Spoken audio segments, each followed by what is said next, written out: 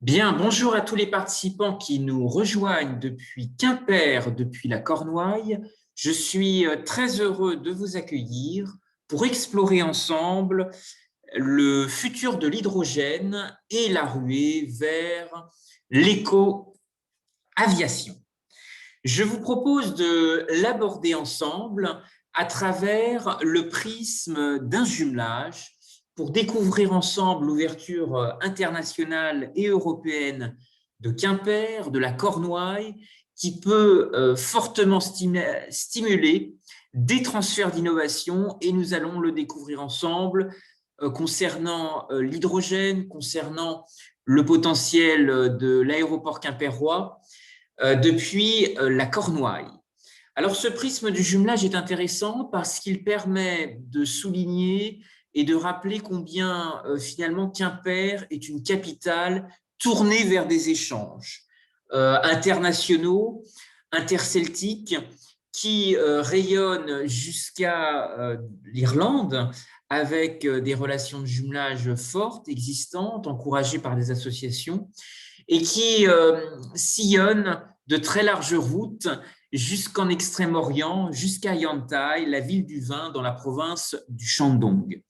Alors, j'ai un peu envie de dire que finalement, la Cornouaille est ce carrefour avec le celte du Nouveau Monde. On pense à ces marins, à ces navigateurs, mais Quimper a eu, à travers Maurice Bon et d'autres grandes figures, des enfants de l'aviation qui ont voulu relier des continents, relier des territoires, relier des frontières. Et c'est quelque chose qui est assez extraordinaire, qui s'inscrit aussi dans le sillage interceltique parce que l'aéronautique est aussi fortement liée au Royaume-Uni, à la Grande-Bretagne, qui entretient aussi des liens historiques avec la Cornouaille, rappeler l'existence au moment où nous célébrons le centenaire euh, de, des événements qui se sont déroulés en Irlande du Nord, le rôle de la Société des Irlandais Unis, qui avait aussi beaucoup œuvré dans un développement philosophique physiocrate et qui défendait le développement d'arrière-pays, et notamment le Shannon, qui était un fleuve drainant la plus grande partie de la plaine centrale de l'Irlande. Et Ptolémée, géographe antique, l'avait déjà mentionné sur une carte. Quimper a fortement dispose d'un potentiel pour elle aussi partir à la découverte de nouveaux territoires, de nouvelles pistes de diversification et de désenclavement de son économie, de ses filières et découvrir, et c'est l'objet de cette conférence, ce jumelage des éléments que nous allons parcourir ensemble entre ciel et mer. Yantai, la relation avec la Chine est intéressante parce que le passage aujourd'hui d'une économie manufacturière à une économie beaucoup plus technologique peut aussi relancer des liens avec ces Celtes du Nouveau Monde. Vous savez que James MacGregor a été un gouverneur écossais qui a fortement stimulé le port au parfum, Hong Kong, et qui a notamment encouragé fortement l'éducation des jeunes Chinois. Et donc, peut-être que dans l'histoire de Quimper, il est possible de retrouver aussi des missionnaires, des personnalités qui ont aussi œuvré à rapprocher des cultures, rapprocher des continents et cristalliser des dynamiques en matière d'innovation. Alors, nous allons l'explorer ensemble à travers le futur de l'hydrogène et de la ruée vers l'éco-aviation. Je voudrais vous rappeler peut-être quelques figures qui ont été un peu oubliées, mais qui ont eu aussi des liens, qui ont aussi rapproché des régions. Je pense en particulier à la Bretagne et à la Normandie, parce que Félix du Temple, que vous avez ici en photo à l'écran, était originaire de Cherbourg. Et avec son frère Louis, il va faire décoller en 1857 un premier avion motorisé à échelle réduite. Ce dynamisme cherbourgeois est intéressant parce que finalement, des ingénieurs de la marine vont aussi développer des liens, des relations avec leurs homologues finistériens. Et peut-être que c'est ça aussi le dynamisme à trouver demain sur l'hydrogène et l'éco-aviation. L'hydrogène coûte très très cher et il va falloir cristalliser des dynamiques d'innovation peu coûteuses, trouver des transferts de connaissances, des transferts d'innovation qui peuvent se développer avec d'autres territoires. Alors, Félix Dutemple a été précurseur et vous avez le premier brevet, le prototype qu'il a développé, que vous avez ici à travers ce schéma en dessous de sa photo. Et il va s'inspirer d'un mouvement d'horlogerie. J'ai voulu m'intéresser à ce sujet parce que j'ai un arrière-grand-père qui a été bijoutier horloger dans la baie du Mont-Saint-Michel et qui a développé une véritable culture de l'innovation en voulant reconvertir le savoir-faire horloger à des filières du territoire en Bretagne et jusqu'en Finistère depuis la baie du Mont-Saint-Michel. Et si je devais résumer à l'ensemble des participants cette culture de l'innovation, je vous l'ai mis en bas de cette slide, l'horlogerie a besoin d'OPA, oser, préparer et anticiper l'avenir.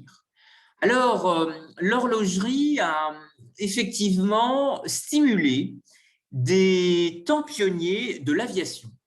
Vous avez sans doute pu voir dans cette bijouterie-horlogerie qui avait été créée par mon arrière-grand-père, sur le fronton, une marque de montre qui faisait beaucoup sensation à l'époque en Bretagne.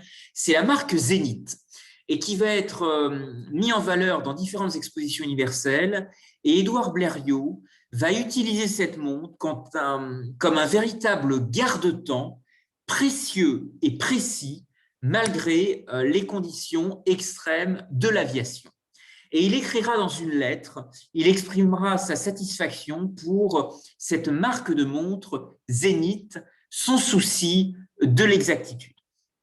Ce qui est intéressant aujourd'hui sur le débat par rapport à l'hydrogène et l'éco-aviation, c'est qu'il va certainement falloir trouver en Cornouailles, en Bretagne, plusieurs avatars, plusieurs filières qui permettent de trouver des complémentarités, des conjugaisons entre des univers qui peuvent paraître extrêmement éloignés. Alors, la marque Zénith a été aussi portée par d'autres personnalités. Je pense à Gandhi, puisqu'il avait une montre de poche Zénith, qui était l'une de ses rares possessions matérielles et qui accompagnait son quotidien, et en signalant notamment ses heures de prière grâce à une fonction d'alarme. Cette montre lui aurait été volée lors d'un voyage en train en Inde, et le voleur, rempli de culpabilité, lui aurait rendu 6 mois plus tard. Cette anecdote a été partagée par Gandhi dans son journal. Alors, petit détour historique, vous parlez de l'horlogerie parce qu'elle a fortement stimulé des innovations dans le domaine aéronautique. Et on va se rapprocher et réaliser un petit détour historique pour bien comprendre comment la haute technologie navale en Cornouailles a été un élément extrêmement fédérateur pour développer des innovations et pour encourager des innovations de haute technologie aéronautique. Vous rappelez effectivement que marcher sur les traces de l'aviation, c'est retrouver un lien extrêmement fort avec la mer. Retrouver aussi des brevets, des canaux planeurs, beaucoup de découvertes qui ont été développées sur la côte, sur le littoral et son arrière-pays, et qui ont fait fonctionner des territoires qui avaient très tôt compris qu'il y avait un trait d'union à trouver, d'abord entre terre et mer, et ensuite entre ciel et mer. Et donc, la Cornouaille, qui a un passé industriel historique intéressant en termes de conserverie, en termes de transport, en termes de logistique de produits agricoles, avec Quimper, mais je pense aussi avec toutes les filières de pêche, avec Douarnenez, est un écrin extrêmement intéressant pour bien comprendre comment l'histoire peut nous inspirer demain. Alors, on l'a un peu oublié, mais Quimper a été aussi une cité corsaire, et j'ai un peu envie de dire une cité corsaire très en avance en matière d'économie circulaire. Vous rappelez que des armements ont utilisé Quimper comme port d'escale, et que la guerre de course, qui était intermittente, a aussi poussé, en période de paix, finalement des bateaux, des corsaires, des armateurs à reconvertir leurs bateaux pour les développer sur d'autres usages et des îles, beaucoup de contacts avec la Grande-Bretagne, mais aussi l'Irlande, seront stimulés pour développer des relations maritimes, des relations de cabotage avec Quimper, mais aussi tout son arrière-pays et les rivières également de la Cornouaille et du Sud-Finistère. Vous avez ici en photo un corsaire qu'on a un peu oublié, Adrien Joseph, qui était l'armateur d'un vaisseau qui s'appelait l'Éclair. Alors, je vous ai parlé de la relation de Quimper avec son arrière-pays, avec des rivières. Il y a aussi une relation transmanche à peut-être regarder avec beaucoup de liens qui ont pu se développer. Je pense également aux îles et aux îles anglo-normandes qui ont été aussi des laboratoires d'innovation pour désenclaver de nouvelles routes. Et peut-être qu'aujourd'hui, finalement, Quimper pourrait tout à fait valoriser sa position stratégique, sa position également d'ouverture vers l'Atlantique Nord, vers les îles transmanche. Alors, des vieilles photos là qui apparaissent. Les îles, effectivement, ont développé un cabotage extrêmement actif avec les côtes bretonnes. Je voudrais vous rappeler, peut-être que certains en ont en souvenir, mais l'histoire des charbonniers de Jersey qui ont développé ce cabotage extrêmement actif autour du charbon. Vous savez qu'il y a eu aussi, en termes d'échanges interceltiques, une alchimie qu'on a un peu oubliée. Acier breton, charbon gallois et charbon irlandais qui ont été le fruit d'un commerce et d'échanges industriels extrêmement actifs. Et puis, au début du XXe siècle, de grandes expositions nationales qui réfléchissent aux énergies du futur. Et en 1924, la fée électricité qui fait son apparition et qui souligne aussi un besoin énorme de transformation, de mécanisation dans les campagnes. Alors aujourd'hui, l'hydrogène est une priorité des institutions européennes. Cette priorité, cette ambition s'exprime à travers un agenda, l'agenda du Green Deal. C'est la formule qui a été retenue par la Commission européenne. Vous avez ici les différentes étapes. Cet agenda hydrogène va se décliner dans des régions. Il est porté par différentes institutions régionales. Vous avez ici sur la carte l'ensemble des dynamiques hydrogène qui se mettent en place avec les différents territoires. Vous voyez que le Finistère a aussi des smart factories, des relations avec les îles, que ce soit Molène, énormément de choses aussi qui se développent dans le nord comme dans le sud Finistère.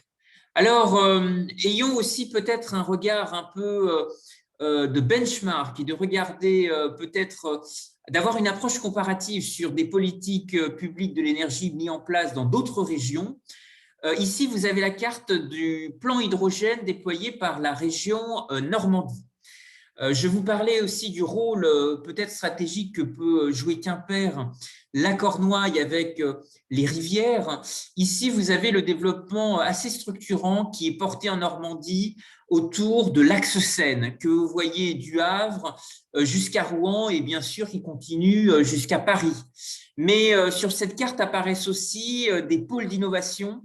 Je vous parlais de Molène pour ce qui concerne le Finistère. Vous voyez qu'ici, les Normands ont aussi envisagé un pôle d'autonomie énergétique au niveau de l'archipel de Chausey, dans la baie du Mont-Saint-Michel. Donc, encore une fois, les îles aussi peuvent cristalliser des dynamiques d'innovation extrêmement intéressantes et des villes, des capitales bretonnes peuvent en être aussi les laboratoires. Ici, vous avez la carte de l'écosystème hydrogène déployé en Pays de la Loire. Aux portes de la Bretagne, il y a le bassin industriel de Saint-Nazaire que vous voyez ici, un pôle hydrogène qui se développe de manière assez structurante aussi en Vendée, avec des initiatives qui pourraient aussi inspirer le Finistère. Et puis enfin, un pôle également hydrogène très fort du côté du Mans, par rapport à l'industrie automobile, l'ancrage historique et puis un dynamisme aussi qui se développe moins important du côté d'Angers. Alors, je vous parlais effectivement de Douarnenez, de Quimper, qui ont été des formidables laboratoires d'expérimentation des ressources de la mer, tout simplement, et qui ont très vite aussi développé des activités de conserverie. Et peut-être que c'est cette histoire-là qui pourrait aussi stimuler fortement des odyssées en matière de matériaux biosourcés. Quelques exemples ici sur la valorisation du sable coquillé, de minéraux marins, avec notamment les industries probiomères et Calci Aliments, nés dans la baie du Mont-Saint-Michel. Alors, d'autres filières pourraient aussi fortement stimuler l'hydrogène, c'est l'agroalimentaire, qui est aussi quelque chose d'extrêmement fort et puissant pour le Finistère. Et vous avez sans doute entendu parler d'un projet extrêmement novateur qui s'appelle Green Pig et qui a vocation à transformer de l'urine de porc en hydrogène vert. 20 litres d'urine de porc, selon des études, permettraient de produire 1 kilo d'hydrogène vert, et ce kilo d'hydrogène permettrait de parcourir 100 km en voiture. Alors, cette production en fait, d'hydrogène vert s'inscrit donc dans un ensemblier, utiliser de l'urine de porc et en faire finalement une électrolyse en alimentant des exploitations porcines avec des éoliennes, recueillir l'urine à la source, le filtrer et le faire ressortir à l'état de carburant vert. C'est un projet qui est en train de se mettre en place. Je crois que c'est un chemin industriel, agroalimentaire, qui peut aussi nous inspirer demain à construire la route des biocarburants du XXIe siècle et réfléchir ensemble à l'hydrogène, à réfléchir ensemble à cette ruée vers l'éco-aviation depuis Quimper. Alors, je vous propose ensemble de réfléchir autour de 3 questions. D'abord, comment hydrogène et éco-aviation, quelles sont les relations croisées qui peuvent exister et qui ont pu exister dans le passé? Quelles dynamiques collaboratives ont pu émerger? Et enfin, quels enseignements en tirer pour demain, pour fabriquer du futur, pour imaginer l'avenir en Cornouailles? Alors, je vous parlais de ces temps pionniers de l'aviation qui sont nés dans des hangars à bateaux avec les premiers hydravions en bois et en tissu. Je vous mets en photo cette image que je trouve assez exceptionnelle puisque vous voyez bien finalement sur ce prototype la forme extrêmement visible d'un canot qui a été retransformé, reconfiguré pour épouser la forme d'un véhicule nomade en vol libre. Et c'est Léon Levavasseur qui est sur la photo, qui sera à l'initiative de cette découverte pionnier. Vous voyez qu'à droite de la photo, vous pouvez l'apercevoir, alors dont la ressemblance est plutôt celle d'un vieux loup de mer qu'un aviateur, ce qui, je trouve, souligne de manière assez intéressante justement le regard étonnant et la reconversion de la haute technologie navale vers la haute technologie aéronautique. Nous avons parlé ensemble de Félix Dutemple, qui est justement peut-être l'expression aussi intéressante de ce lien. Il y aura un pôle très important autour de Félix Dutemple dans la Manche du côté de Cherbourg, mais qui développera aussi des liens avec des ingénieurs de la navale à Brest. Et il serait intéressant de retrouver comment finalement Quimper a pu peut-être développer aussi des liens et catalyser des innovations dans le Sud Finistère, dans ces liens entre terre et mer, dans ces liens entre ciel et mer.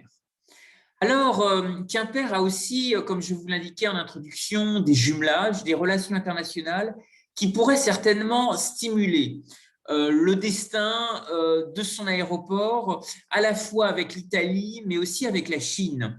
Je voudrais vous faire part d'un projet développé par une agence de design italienne qui entend mettre en place près de Naples un vertiport avec un partenaire chinois qui s'appelle Iwang, qui est un opérateur industriel qui développe un savoir-faire manufacturier pour mettre en place des taxis autonomes volants. Et vous avez ici la photo de ce vertiport tel qu'il a été imaginé par l'agence italienne dont vous avez les références ici sur cette slide. Alors, vous voyez qu'elle épouse un peu la forme, la verticalité d'un arbre. Ce qui a en fait animé ce design, c'est tout simplement le baobab, cet arbre qui a inspiré l'architecture de cette structure.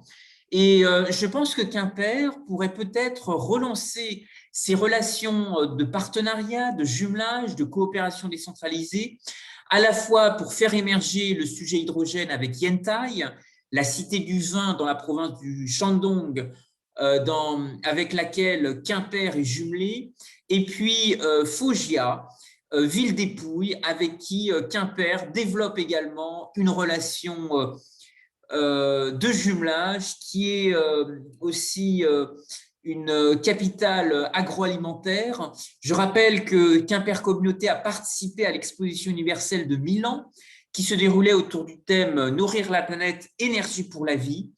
Et peut-être que cette ouverture internationale pourrait justement inspirer de nouvelles relations, développer des projets dans le domaine des mobilités du futur pour, encore une fois, désenclaver finalement le territoire, le rendre attractif avec des réseaux européens et internationaux. Alors, Maurice Bon est un grand pionnier de l'aviation que tout le monde connaît à Quimper. Je voudrais vous citer aussi d'autres personnages qui s'inscrivent certainement dans le sillage intrépide, l'audace de Maurice Bon. Et je vous ai sur cette slide mentionné certains d'entre eux. Alors, je voudrais peut-être vous signaler les plus importants. D'abord, Roland Garros, qui a, pas très loin de la Bretagne, du Finistère, a passé sur le Grand Ouest un brevet de pilote dans le département du Maine-et-Loire, à l'aérodrome de Cholet. Antoine de Saint-Exupéry a aussi passé une enfance dans le Grand Ouest, une enfance mancelle dans la Sarthe, puisqu'il a été lycéen au Mans. Je voudrais aussi mentionner le comte de Lambert, qui a été le premier à survoler la Tour Eiffel en avion. Alors, d'autres personnalités sont aussi proches de notre territoire, tout simplement l'actuel PDG d'Airbus, qui est né à Cherbourg et je pense qu'il est aussi sensible à la relation qu'il est possible de développer avec la mer, avec des villes maritimes, avec la maritimité du Finistère. Alors, peut-être justement quelques histoires originales qui seraient intéressantes de montrer, de mettre en valeur dans ce lien étonnant de reconversion de filière. Ici, vous avez un développement extrêmement atypique qui a été développé par une société qui s'appelle l'Aviorex Dreyfus et qui va mettre en place une découverte extrêmement intéressante. Il s'agit d'une société qui a recruté de nombreuses femmes ouvrières en pleine crise du textile dans le département du Maine-et-Loire à Cholet. Et lors d'un Noël, des chutes de tissus pour fabriquer des parachutes vont être réutilisées.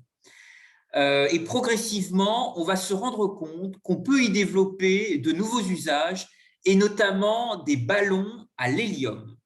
Et cela sera une micro-révolution dans le domaine de la filature parce qu'on va se rendre compte qu'on peut y développer de nouveaux usages et notamment des ballons à l'hélium. Alors, aujourd'hui, vous avez des startups qui se sont appropriées le sujet. Il y a notamment cet exemple de start-up espagnole qui entend proposer des voyages spatiaux en ballon d'hélium. Alors, en nous rapprochant maintenant de notre territoire, si effectivement l'hydrogène fait partie des alternatives pour encourager l'éco-aviation et une offre de transport écologique, il existait aussi de nombreux projets développés en Bretagne. Je pense en particulier au bassin industriel de Nantes-Saint-Nazaire. Beaucoup de brevets ont été déposés et l'un des gros précurseurs, c'est notamment Air Liquide, qui a breveté énormément de procédés avant de les industrialiser. Air Liquide a par exemple exploré des mélanges de gaz de l'air et cette entreprise faisait déjà tourner dans les années 60 des véhicules, des bus expérimentaux qui fonctionnaient avec des gaz liquéfiés. Ce qui est intéressant, c'est que Quimper a été aussi, bien entendu, avec Bolloré, un pôle d'innovation extrêmement important sur l'électrique. Et finalement, Bolloré a aussi réussi à exporter son savoir-faire en Amérique du Nord, aux États-Unis et dans d'autres pays du monde. Et peut-être qu'aujourd'hui, l'Europe est en train d'essayer de bâtir un leadership sur l'hydrogène quand l'Amérique du Nord est plutôt orientée sur des véhicules électriques. Et donc, peut-être que finalement, Quimper, comme pont transatlantique, pourrait certainement mixer les deux usages. Il y a eu, je vous le précise, d'autres pistes futuristes qui ont été explorées, dont notamment l'optimisation des transports de méthane, en chargeant les méthaniers vides sur le chemin du retour en CO2 pour produire dans les zones exportatrices, notamment le Qatar, qui est un grand exportateur de gaz naturel liquéfié, et notamment aussi dans des pays du Golfe Persique, des agrocarburants de troisième génération type microalgues. Et puis enfin, regardez aussi notre relation avec le monde de l'exploration spatiale, puisqu'il existe un gaz extrêmement léger dans l'univers qui est l'hélium et qui lui aussi intéresse des acteurs gaziers. Aujourd'hui, tous les pays du monde peuvent fabriquer des gaz liquéfiés. Toutefois, il semblerait qu'en Bretagne, des bassins industriels, mais aussi en Normandie, aient joué un rôle pionnier dans de nombreuses recherches sur l'oxygène, l'azote, le propane, mais aussi le gaz carbonique. Alors, comment regarder ensemble l'émergence en Cornouailles d'un nouveau modèle de mobilité et surtout s'interroger si l'écoaviation pourrait être un modèle nouveau qui pourrait s'appuyer sur le pétrole de la Cornouaille, à savoir l'hydrogène. Alors, beaucoup d'entreprises émergent avec des solutions et des technologies qui évoluent en permanence et qui pourraient rendre tangible l'idée d'emprunter des taxis volants depuis Quimper. Et c'est le terme qui a été retenu pour cette conférence débat. Alors, la thématique des taxis volants, il y a sur ce sujet, bien sûr, un projet phare qui est celui d'Airbus en partenariat avec un designer italien et Volkswagen. Ce projet s'appelle Pop-up. C'est un prototype de capsule volante dont la structure en carbone est conçue et réalisée à Bougnay, en Loire-Atlantique, aux portes de Nantes. Il y a à peu près une centaine de projets similaires dans le monde. Airbus, comme d'autres acteurs, ne veulent pas rater le coche. Alors, le projet Pop-up d'Airbus a été le plus médiatisé en France depuis 2017, à la suite du salon aéronautique, mais il y a aussi la collaboration entre Porsche, Boeing sur des voitures volantes électriques, et puis la mise en relation de la NASA avec Uber pour mettre en place un système qui s'appelle Urban Air Mobility. Alors, je vous parlais des liens avec Yantai, jumelés avec Quimper. Il y a en Chine il y a Iwang 184, qui est un projet d'expérimentation d'un taxi autonome chinois développé avec la ville de Lyon. Il y a aussi d'autres exemples qui fleurissent à Dubaï ou dans d'autres capitales du Golfe Persique. Alors, l'hydrogène apporte un élément intéressant, à la fois parce que le meilleur moyen de sortir l'aéronautique de cette crise, c'est d'investir, c'est d'innover, c'est d'inventer l'avion zéro émission d'ici 2035. Et c'est l'actuel message du ministre des Transports sur son compte Twitter. Alors, des progrès sont attendus. Airbus a annoncé l'utilisation de l'hydrogène décarboné pour la propulsion de ses avions dès 2035. Et donc, est-ce qu'il est possible de concilier pragmatisme écologique et pragmatisme économique pour faire émerger, ici à Quimper, en Cornouailles, de nouvelles activités d'éco-aviation? Alors, plusieurs projets de recherche vont dans ce sens. Je voudrais vous parler d'un projet mené par une équipe de jeunes chercheurs nord-américains qui recherchent actuellement des partenaires en Bretagne et qui souhaiteraient peut-être expérimenter sa technologie ici, depuis le territoire de Quimper Communauté. Pour ce faire, je pense qu'il faut aussi éviter au maximum le chevauchement de projet et offrir justement un territoire d'expérimentation avec des créateurs qui pourraient, à Quimper, tester et mettre en défi des complémentarités, des conjugaisons. Et ça, c'est la grande question. Il faut trouver ce territoire. Quel pourrait être le périmètre pour expérimenter ces solutions du futur, ces nouvelles formes de mobilité? Alors, le projet FlyHub que vous avez ici est actuellement développé aux États-Unis et son fondateur souhaiterait également l'expérimenter en Bretagne. D'où l'idée de réfléchir ensemble à ce débat futuriste par rapport à l'arrivée de taxis volants. Pourquoi cette expression a été choisie? Eh bien parce que c'est un périmètre, c'est peut-être ce territoire, ce périmètre innovant qui pourrait offrir une brèche. Alors, libéraliser les taxis a été une sphère d'innovation dans la gouvernance. C'est une activité réglementée qui est très encadrée juridiquement. Elle procure le bénéfice d'une ADS, autorisation de stationnement sur la voie publique, et nécessite la détention d'une carte professionnelle de conducteur de taxi pour exercer ce métier. Il y a eu en 2007 une tentative de bouleverser le champ d'exercice de cette activité, qui faisait notamment suite aux travaux de la commission Attali. Il est toujours possible aujourd'hui d'accéder à ce rapport qui s'intitulait « 300 décisions pour changer la France » et qui faisait notamment suite aux travaux dont je vous invite à prendre connaissance.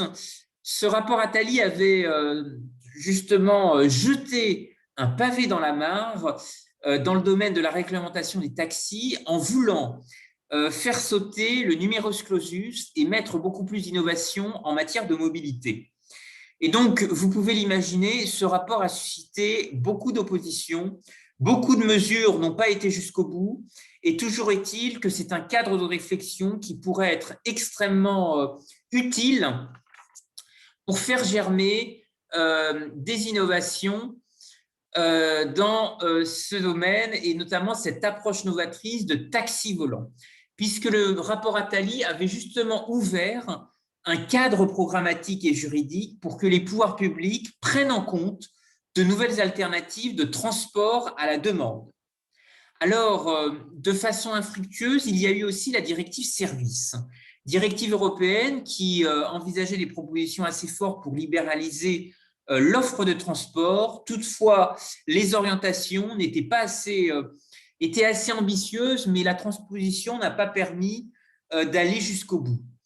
Et puis, localement, finalement, dans des grandes villes qui ont des espaces, des friches industrielles, se sont mis en place beaucoup d'appels à idées pour réenchanter des espaces de stationnement, permettre aussi une réappropriation de l'espace public, un peu comme Bolloré a voulu le faire à travers ces nouvelles dynamiques en matière de mobilité, de transport urbain. Vous signalez aussi que de l'autre côté de la Manche se développe beaucoup un modèle qu'on appelle le modèle Media for Equity, qui est un peu une voie alternative pour le financement des startups et des associations, puisqu'elle consiste à offrir des espaces publicitaires à des porteurs de projets innovants en échange de participation dans leurs projets. Et c'est peut-être ça qui peut nous aider à faire rêver encore une fois l'aviation, à renouer avec la saga, l'utopie de la section d'aviation populaire dans laquelle s'était formé Maurice Bon à Quimper, redonner des ailes, du vent dans les voiles à l'aéroport et au territoire, à l'ensemble de la Cornouaille. Alors, vous dire aussi que finalement, l'hydrogène et l'écoaviation a besoin d'innovation, a besoin aussi de financement. Et c'est peut-être sur ces sujets que la Cornouaille peut aussi être pionnière, puisque beaucoup de travaux, beaucoup d'énergie citoyenne aussi ont été déployés dans la mise en place de parcs éoliens citoyens et des travaux de prospective ont été aussi poussés par des conseils de développement, des collectivités, des intercommunalités. Vous dire aussi et vous recommander les lectures d'Alain Madelin, ancien ministre, qui dans son ouvrage Unir pour agir a fait des propositions extrêmement ambitieuses sur la façon dont finalement la Cornouaille pourrait optimiser au mieux ce principe d'efficacité énergétique et faire en sorte que les investissements soient dans leurs principes en matière de finances vertes rentables dans un temps plus ou moins long avec un retour sur investissement pour les porteurs de projets innovants et les investisseurs qui leur font confiance. Cette Babylone de l'hydrogène est-elle possible en Cornouaille? Sans doute réfléchir aussi ensemble au monde coopératif, à la façon dont finalement Quimper a été aussi une terre de mutualisme, partager des risques, et c'est peut-être dans ce domaine-là que peuvent se déployer aussi des coalitions créatives d'acteurs. Et je pense finalement au grand passé, à la capacité des habitants du Sud Finistère à se mobiliser, à se réunir, à se fédérer. C'est peut-être un sillon extrêmement vertueux qui pourrait sans doute développer et encourager des projets dans le domaine de l'hydrogène et de l'écoaviation. Vous rappelez effectivement que il a existé dans le sillage des Sofergie en France des sociétés de services énergétiques qui se rémunèrent sur l'économie réalisée de projets ou d'investissements liés à l'économie verte et à la sobriété énergétique. Donc là, on est vraiment dans la transition qui s'accélère aussi aux États-Unis puisque plusieurs États ont aussi mis en place des véhicules d'investissement et sans doute qu'à un niveau local, beaucoup d'innovations pourraient se déclencher et faire de la Cornouaille une Babylone de l'hydrogène. Je voudrais vous remercier à tous pour votre attention, vous laisser les références aussi d'un site internet dans lequel vous pouvez trouver des liens sur le projet FlyUp qui vise à développer des taxis volants actuellement en Amérique du Nord et qui souhaiterait se développer en Bretagne. Et trouver des réseaux d'acteurs, des personnes qui seraient aussi intéressées pour soutenir ce type d'initiative. Vous avez les références du site internet. Cette conférence est enregistrée, elle sera restituée en vidéo et accessible très prochainement d'ici demain sur les réseaux sociaux et notamment sur YouTube. Vous pourrez tout simplement taper Quimper hydrogène et vous retrouverez Éco-Aviation, vous retrouverez cette vidéo. Et les planches seront bien entendu mises à la disposition de chacun des participants. Je voudrais vous remercier à tous pour votre attention et vous dire, ouvrir les échanges avec les participants. Si vous avez des questions, il existe une bulle de discussion si vous souhaitez réagir ou tout simplement prendre votre micro et faire part de vos impressions, vos réserves, vos étonnements, ou si vous avez peut-être vu dans le cadre de vos différents voyages ou de vos différents déplacements, des initiatives développées dans d'autres territoires. Merci à tous et je vous remercie pour votre attention et je vous propose de prendre la parole si vous le souhaitez.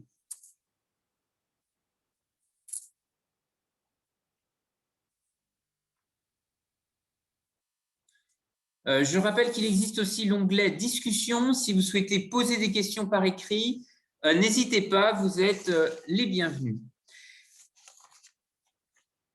Est-ce que certains d'entre vous ont peut-être des informations ou connaissent un peu l'histoire ou le parcours de Maurice Bon, puisque c'est quand même l'aviateur par excellence qui a marqué le pays quimpérois. Est-ce que certains ont peut-être des réactions ou...